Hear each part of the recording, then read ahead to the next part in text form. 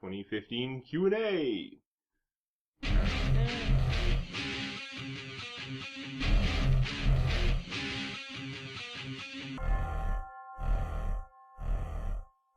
Hi everyone, I'm ORESTRIA, and I'm here with Demonac, and it's time for our 2015 fan Q&A.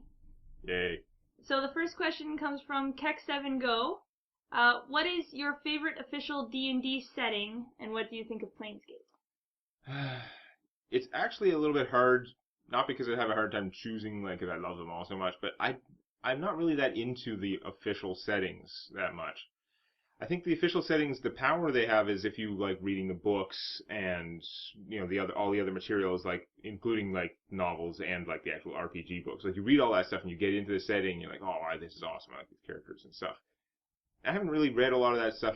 I don't like to. I kind of like original worlds more, so I don't know many of them. I mean, I've played just like a tiny bit in Dark Sun and some of that stuff, and I don't know. I don't really get into the settings that much. I like to take what I know of like the default setting, which is Forgotten Realms, and I like that it exists, and there's a lot of cool things in there. But to me, the fun is taking the stuff like out of the Monstrous Manual, taking things and you deciding on an individual basis whether to play like to the sort of stereotypes and tropes and just like lore that's in there, or play against it and in different situations. And that's where it's interesting to me, because people kind of expect this, so you either give them more of what they expect, and they usually like that, or you go against it in some kind of interesting way, and then it's interesting. But I don't mess with the settings too much with the original ones. And Planescape, yeah, I haven't done too much with Planescape. I've ventured a little bit in Sigil, and I don't know, you get into that extra planar stuff, and it's hard, like it's a balancing act to make it all feel like it makes sense, and to make it feel like the things that you're doing are important when you're in such a gigantic multiverse. Right. So, yeah, I don't know. I guess I'm a little ambivalent towards the main settings. There's nothing wrong with them. It's just not how I like to go about D&D. Right. Lysane asks, how long do you spend on world building, and how often do you come up with new stuff while you're playing? Well, it's hard to define the time that I spend on world building, because a lot of it is just thinking while I'm doing other stuff. Back when my job was simpler, I used to think like, if you're doing your operations and stuff like that, and you're sort of in the back of your mind, you're thinking about stuff all the time, which is really great for writing and for world building and all that. You think in the shower, you think on the bus. It's very hard to measure the amount of time that goes into that. I don't even know if I can hazard a guess. I spend a lot of time thinking about those things. In terms of how often do I change it with stuff that comes up in the game, I would say not quite as much as I should, but still pretty often. A lot of things happen in the game where the players do something and I think, oh, I should really do something with that. And I'm not actually a great GM, so I don't always find a way to work it in, but I try, and I at least think about that stuff, try and work into the story, the character's story, and just like consequences of their actions. So maybe this should change that way. And of course, I don't plan, I have sort of very broad strokes planning what I want to have happen in the long term, and that often changes based on what we're doing, what we focus on. So, I mean, I do adapt a fair amount to that stuff. I have a little bit more weakness in terms of having a strong, direct story, because it's great to have all the options, but you kind of want some kind of linear story that you can keep drifting back to when appropriate, and like they don't really have a big bad evil guy. There's not like some person somewhere that like, oh, we hate that guy, we want to kill him, who is responsible for lots of stuff. There's lots of guys they would hate and want to kill. They usually kill them. Sometimes they just like wander your off. story is kind of side quests, the campaign. It is all side quests. It is side quests, the campaign. The fact that there's no official name for the world, like in my notes, it used to be called like KT World, and then now it's usually like just the TDDC campaign. I should almost call it side quests. I was about to say, there's your new new name, side quest. Side quests. Mindsword asked, you said that you used Crusaders 2 as an inspiration for the nobility of Vistria, but it's fairly obvious that the other realms have their own governments. What inspirations or cultures did you draw from for them? Lots of places. I mean, a lot of the things, I may not think directly about them at the time, what the influence is, but A lot of them I do too. The Kuo-toa are like the Diluvians. First off, they're kind of your generic theocratic evil empire. Right. Yeah. But then they split off, and you get the Illud faction, the rebels, and I see them as being a little bit more like the way China is governed. Okay. In that they have sort of a council at the top. It's not one person, and just in the way that they try and regulate the opinions and the information that gets out to their people. They have strict rules for a lot of things. They have a fairly large amount of like manpower and stuff, and how they deal with other countries, especially. We haven't got to that too much, but they have this treaty with the land nations, and every 6 months or every year they go to this one site and they have these negotiations. And I just picture it as this like a scene out of a drama where like the Chinese government is negotiating with like the American government or whatever, and you can just see them. They have different guys. They have like the quiet guys who are making all the decisions, and they have like the lugubrious negotiator who's all like sort of buttering up the other side. And oh God, that friggin' sea elf I want. So something a little bit like that. Now he was a Diluvian, but yeah, sure. I'm getting too focused here because there are lots of other things. The dwarfs of Tark, they have sort of, it's a combination of sort of like an Italian Venetian sort of thing, but they also have kind of sort of Spanish culture mixed in there. But really, it's more like a Venetian sort of feudal merchant lord type of organization. Like they officially have a king. Their king is he has the rank of king, and he theoretically has all kinds of power.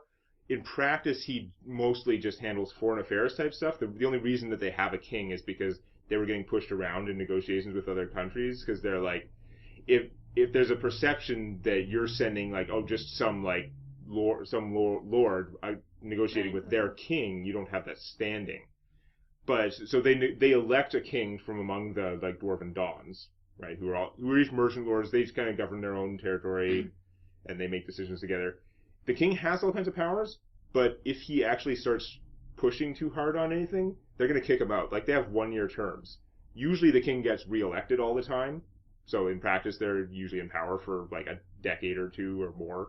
But if they ever start pushing around the other dons, they're going to get kicked out on their ass so fast. Larrick just has kind of more of a sort of Western democracy type government. They have a prime minister. It doesn't come up as much because it's kind of, that's I guess kind of the default from our point of view, from our like Western, our Canadian sort of point of view. They have a parliamentary democracy. They have sort of back and forth because they have the two different races living there. There's a lot of humans and a lot of halflings, and they have to deal with the different cultures and stuff like that. But they do it mostly in a sort of democratic way. And then like you said, like I mentioned before, Vistria is based a lot on the sort of strong monarchy sort of thing, but you have all the barons and the dukes and that, they're doing their own thing. They might be backstabbing each other a little bit. That's less of an aspect, but I did use a lot of just watching Quill 18 play Crusader Kings 2, and it sort of got a lot of the ideas flowing for that. Then the other big countries, the North, Korstrad isn't much of a country anymore. It's just, there are a bunch of the nomadic the tribes that used to be nomadic. They kind of were forced to settle down for various reasons. But they don't have a big government. There's just a bunch of tribes, pretty much. And then, the elves have eternal monarchies, so they're just patterned off of, like, what your generic elven sort of thing is like in different settings, combined with just whatever little changes I sort of have in mind for them. Like, not everyone makes the elves actually immortal. I kind of like that they're and a lot of them aren't like hundreds, or like certainly most of them are not thousands of years old, because it's actually not always that easy, especially in a D&D setting, to live that long, even if old age isn't coming for you. Yeah. But I kind of like that feel where, like, at least the monarchs, they've been around so long, no one can say how long. XX Soramifune XX asks, what advice would you have for someone trying to make their own campaign setting from the ground up? Like continents, countries, cities, and how to lay them out. One of the things is it's easy to sink a horrendous amount of time into this. It's not always the best idea. So, for example, you don't want to go too far into detail about anything that's not immediate. like if you can plan out the broad strokes of okay, like what are you hoping to have happen in the plot, that stuff's important. If you have plan out like the history, again, you probably want to go more broad strokes. This city is going to be important, so you're thinking I want to make a map of this city. Make a very general map of the city. Map like what the districts are. Note like a couple of interesting things in each district. Don't try and draw all the streets. You're wasting your time because especially for any town that they're passing through on the road, or even if you think they're going to stay there, maybe they don't. Maybe they do something different. You don't want to spend all that time drawing the individual buildings and stuff. It's better to just sort of note down a few general things about each place. And for countries, if this country is not someplace where they are right now, or where they're likely to be anytime soon, just have some general points about like if someone asks what's that country like, so you can say, well, it's kind of like this. You know, their king has a little bit of a bad reputation. You're not sure how well deserved it is. You've heard there's some rebels over there. You you don't need to know everything about every place. You really want to build it up as it goes along. And there are some different philosophies for this. Like the fourth ed sort of default setting was actually they called it points of light, whereas basically you just build things as you need them completely. Like your setting will just have whatever is required by the story for the next leg. You want them to go to a new town, you just make up the town right there. That if somebody asks about some town, like where did they get this? Where does this wine come from? You just make it up, note it down. Now it's part of the setting. If a character wants to join a prestige class of like the Knights of the Red Rose or something like that, turns out there's now an order called the Knights of the Red Rose. They've been there for 300 years, and they were started for this reason. Where you just sort of just dynamically build it up like that. Now, I like to have more of an idea of myself. That's a perfectly good way to make a game, especially if you have to do it on short notice.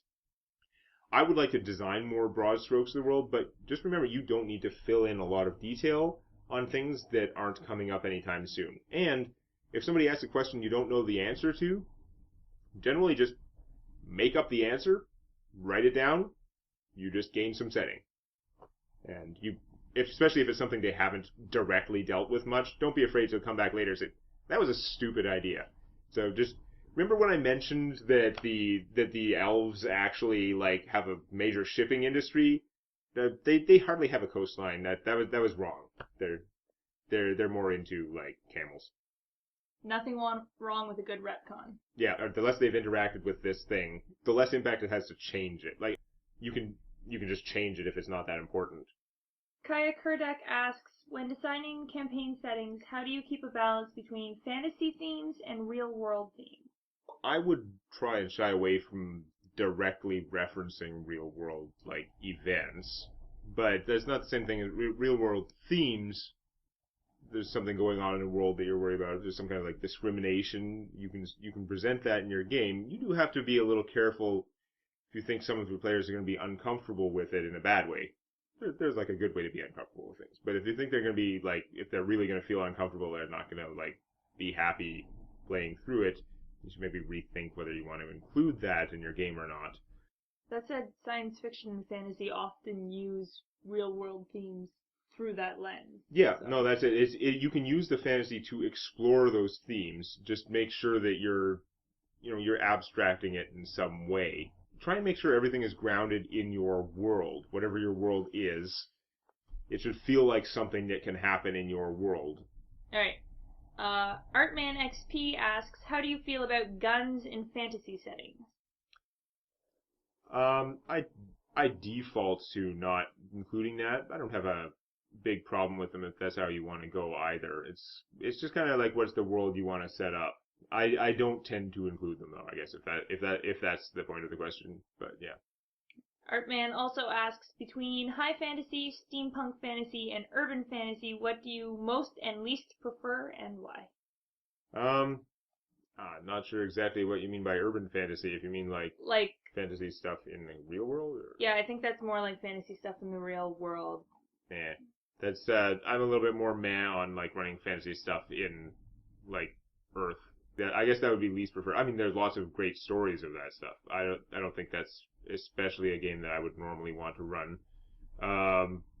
Steampunk fantasy and high fantasy, I don't even necessarily differentiate those that much. I mean, I guess I don't tend to go super hardcore steampunk, but I like that stuff too.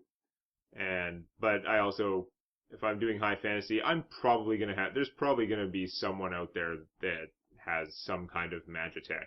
I like I like the magitech. If they've got the magic, it makes some sense they would put together some kind of technology based on it. It may not be exactly steampunk, but it ends up all feeling kind of steampunky, even if it's less brass. Uh, and final one from Artman.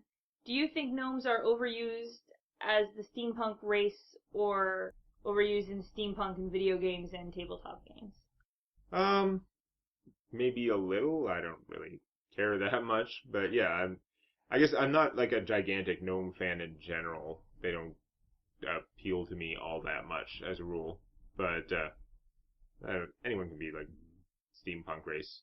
It's cool to try out different configurations. I like how in Titan's Grave on Will Wheaton's RPG show, it's the Saurians. It's like the lizard men that were the high tech race in their setting before.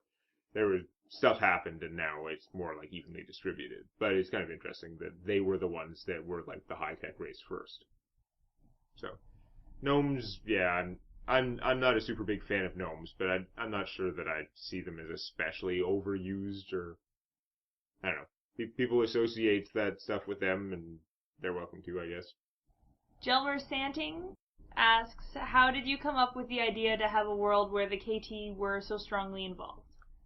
Okay, well, for some weird reason, and there's no good reason, but back in the old second ed monster manual, there was this picture of a Kuatoa, and most of these like sentient sort of antagonist races, your goblins and orcs, and the aquatic races, Sahagrin and stuff.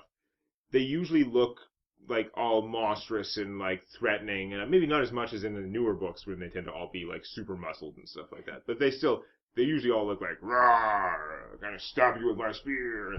And there's this Kuatoa guy, and he's sitting there, and he's just like a pot-bellied fish man in a loincloth, and he's just sitting there with his spear, and he's like chilling. I don't know, something about that, just because he had like a pot belly. I have no idea why. At the time, I didn't have a pot belly. He really, he really just like looked like this is a guy there's more to his life than stabbing adventurers and throwing nets on them and putting sticky goo on his shield. So I don't know, and they had a bunch of interesting characteristics and powers. I kind of like. I like that they could see invisible. That was pretty cool. Not like game breaking ridiculous. Not like the starting as like a flying race. I liked the idea of getting to play a Kuatoa as a character sometime. I thought that'd be really interesting in a group. It never really worked out, and in in 3.0 and later, there are rules for playing monsters as characters. The Kuatoa always worked out really badly with the level adjustment for their abilities, because you couldn't make them a lot cheaper because they had all these abilities. But these weren't abilities that were like worth sacrificing multiple levels of like character classes for. It just never worked out. So when I was making a setting, it was like I'm gonna use them. I'm gonna like finally get to do cool stuff with them. I'm gonna take monks aren't usually that good. I'm gonna take the monsters and make them like actually kick ass. I want people to be afraid of them because that's cool. And then I started borrowing other things, right? Because one thing that really I liked was the idea of the evil empire having these like invisible forces, which I totally just ripped off from like Escaflowne. Vision of Escaflowne, the bad guys, for no particularly good reason that I can tell, have just much better technology, sort of. But specifically, they have technology that like their like steam powered Gundams can fly. I don't know why, but they're sure most of the good guys ones can't. But also they just had like invisibility cloaks, which is like a whole level of magitech, like way above just the hover mode. Doesn't that not even make sense? Because it's a giant robot. If it takes a step, you're gonna know it's there. Oh well, not necessarily apparently, because they just like their cloaks weren't, I don't think, causing the invisibility, but they had cloaks and they turned invisible. But I just thought that would actually, in terms of if you have an evil empire, and like why are people afraid of this empire? Why is this empire so successful? I thought that giving them that invisibility, the fact that they could have whole forces that could move in invisibly, which yeah, you probably know they're coming if they're coming in an army of hundreds, but that still lets them get much closer than they'd otherwise be able to, and you have a great disadvantage if you're attacking them before they reveal themselves. I thought that was cool, and I thought that the way I worked it in, where it's based on Kuo-toa always had all these abilities to secrete different chemicals to make their shields sticky, make themselves slippery to get like giant escape artist bonus. So if they were tied up, they'd just like slip right out. But I like the idea that they found another use for that to combine it with these cloaks to get like cheap ass invisibility cloaks, which conveniently don't work for anyone else. That's a big So important they're part, really. not filling instead of filling the world with like hundreds of copies of 30,000 gold or whatever magic item, they make these things relatively cheap because they're not useful for anyone else. And it helped to provide like an aura of menace at the lower levels, and it gave a good reason why. Even if the land nations, even if they're power, like the elves are fairly powerful in many ways, but they still have reason to be scared of this invisible empire. So, oh yeah, and the other thing was that the Kuo-toa breathe air and water. Now, technically, in the Monsters Manual, a reasonable number of the aquatic races have that, where they're fully amphibious, or usually they can last for a certain number of hours out of water. And I took all those and trimmed them down, and most of the fully amphibious ones, I demoted them to only being able to stay out of water for an hour, and that gave another reason why the Kuo-toa would actually have taken over. So, I don't know, I just kind of like worked out, but it all comes back from that like pot-bellied fish guy that just seemed like he was screaming out to like do something more with his life. Sometimes the pictures in the monster manuals really tell you a lot about the creature, you know? Yep. I find a lot of them inappropriately cute. There may be some of that. There's the ones where, like, their mouths open up in, like, 3 pieces. Oh, those guys, yeah. They're so cute. Pretty sure they'd, like, eat me, but they're really cute. Probably. I don't know. Another one I really wanted to make a character for was the Gripply, which they're a small race of like frogs. They're intelligent frogs. They're a small size, which means they're like a gargantuan as far as frogs are concerned. Like their body is like this long, and they're not humanoid frogs. They are. It is a frog. Okay. It just has prehensile hands with those big like suckers and stuff. It's a frog with prehensile hands. The picture of them, they always wear like a belt. Like he's got a belt with a knife. And otherwise, he's like a tree frog. They climb really well. They looked cute, and they seemed just really cool. And that's another one that I'd like to have made a character for at some point. So who knows? Look forward to it in side quests.